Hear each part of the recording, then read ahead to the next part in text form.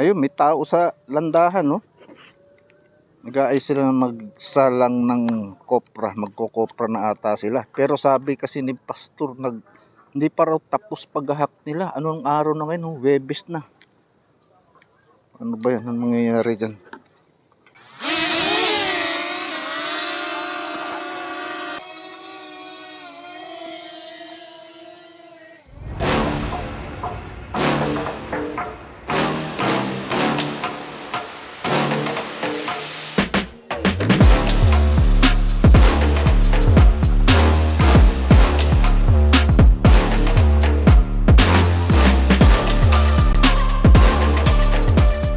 Naayos pa lang nila ang yung mga ikokopra, sinasalansan pa lang.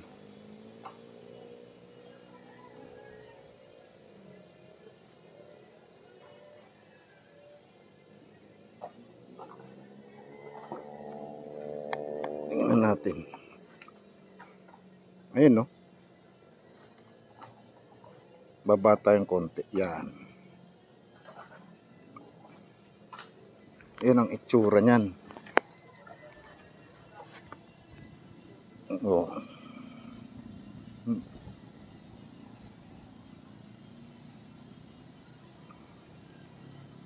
Hindi pa sila tapos talaga. Madugo pa to. At marami pa tong gagawin. Uy, teka, sasabit ako sa kable. Lapitan natin doon sa kabilang side.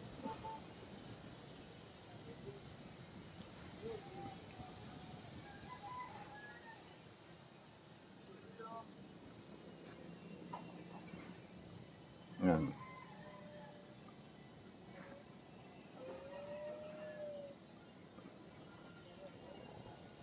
Ayun pa, ang dami pa. Lapitan natin konti.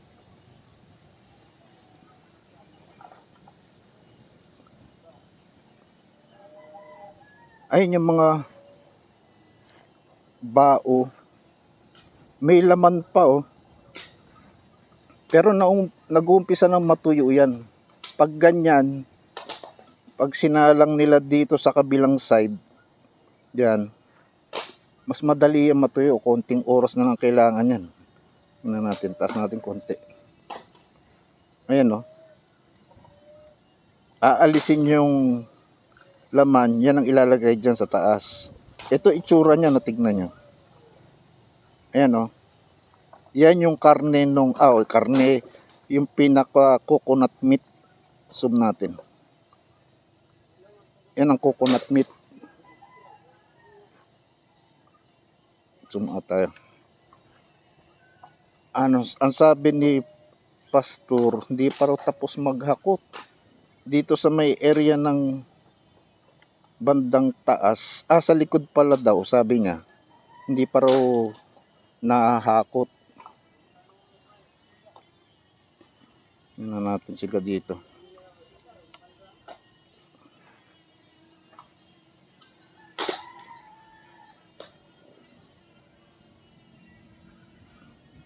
Ayan, taas natin konti. Ayan, tingnan niyo yung gagawin niya. Ayan, inaalis yung laman. Yun ang gagawing kopra. Yan ang isasalang dyan para lutuin. Para madaling matuyo. Pag naluto yan, kulay brown ang itsura niyan. Ayan, iniipon muna yan. Pero matagal na trabaho. Ito, marami pa silang gagawin. Kagaya ng kasama niya. Bakit kasi dalawa lang sila ngayon?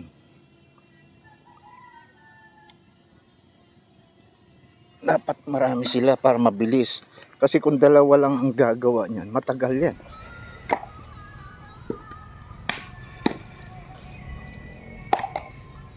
Ayan, nag-uumpisa ng basagin yung mga nyug. Preparasyon niya para lutuin. Pero kagabi kasi umulan, kaya basang-basa to mga dadali niya doon sa landahan. Doon niya lulutuin. Maputik ngayon dito sa farm, oh.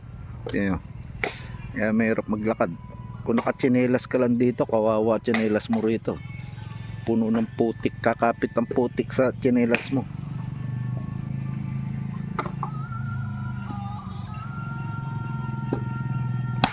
Mano-mano lang pagbasag sa nyug. At maulap ngayon, tignan yung panahon. Madilim. Baka uulan to mamaya. Tignan ko itsura do sa likod. Pwede ka naman puntahan.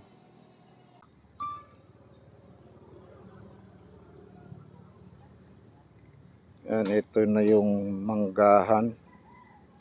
Tingnan natin. Yan. Hanapin natin yung rest house. Ayun, yung rest house pala, nadaanan ko na. Ayan, oh. Atras tayo. Ayan, oh. Hindi. Yan. Kung mapapansin nyo, yung rest house na papaikutan siya ng mangga. Ayan, oh. Kaya kahit summer, malamig dyan. Basta umahangin, malamig. Pero pag tag-ulan naman, mahirap naman dyan. Ang putik. Bagay may hagdanan, pero kung pupunta ka banda rito sa kaliwa, do sa piggery, ang putik ng daanan, hirap maglakad. Baba natin. Ayun, dami ko.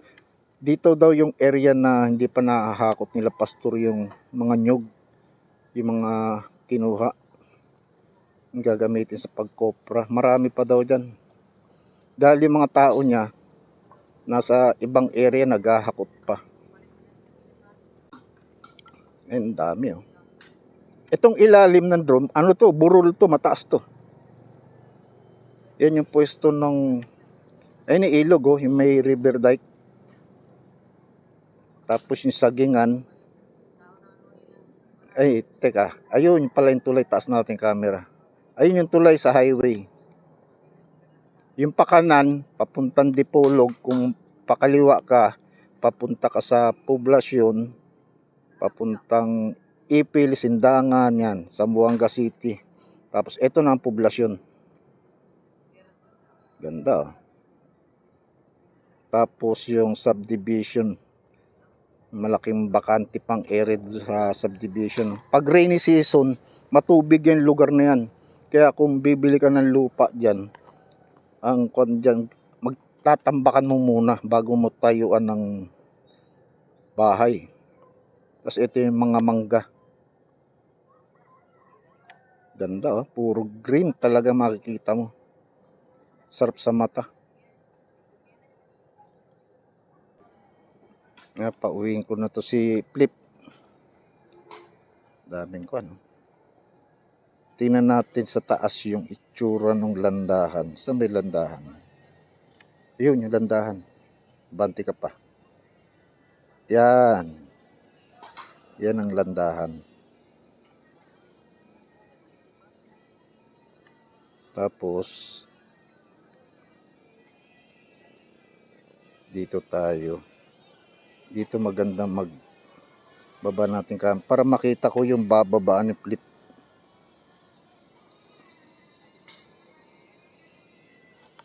Kung saan siya bababa. Kailangan hindi tayo sasabit kasi maraming puno. Pag sumabit ka sa mga puno, nako, baka maging kwento ka na lang. Pababain na natin to. Atras ng kaunti dahil sasabit sa mga dahon ng coconut. Ng mangga.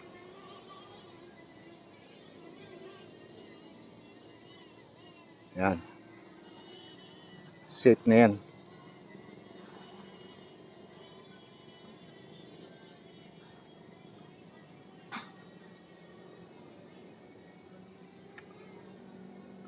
Sana.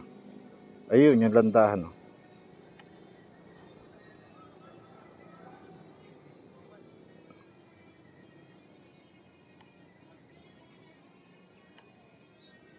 Ayan sila. Dalawa lang kasi yung gumagawa, kaya matatagalan talaga to.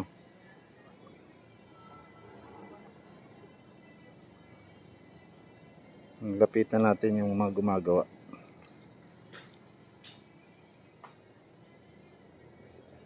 Dalawa lang sila. Ba't kaya din, asan kaya ibang trabahante ni Pastor? Naghahakot nga pala. Kaya ang nangyari, yung nandito, dalawa lang ang naka-assign. Lapitan natin.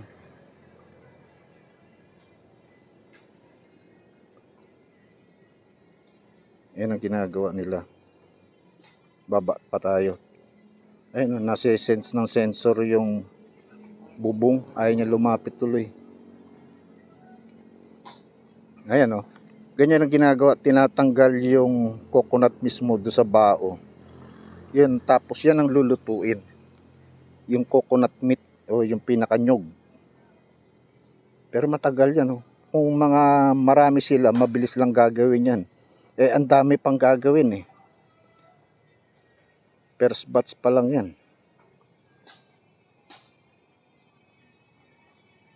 Puntahan natin yung ayun, yung may nakatambak dun. Tingnan natin yan. Doon sa nakababa. Tingnan natin kung dami kong tatamaan talaga na akuan. Dito ko siya idadaan sa kabila. Mas mabilis dito. Hindi, pwede na dyan. Dandahanin ko lang. Makakarating din siya dyan. Oop. Yan. Abantein natin siya. Habang umaabante dapat pababa. Kasi pababa ang pan. Ay, may video na ako nito eh.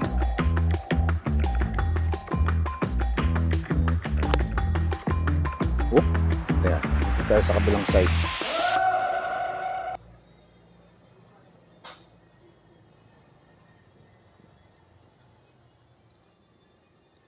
Yan yung mga coconut. Ibaba natin camera. Ang dami pa oh. Tapos hindi pa sila tapos maghakot. Kaya matatagalan talaga to.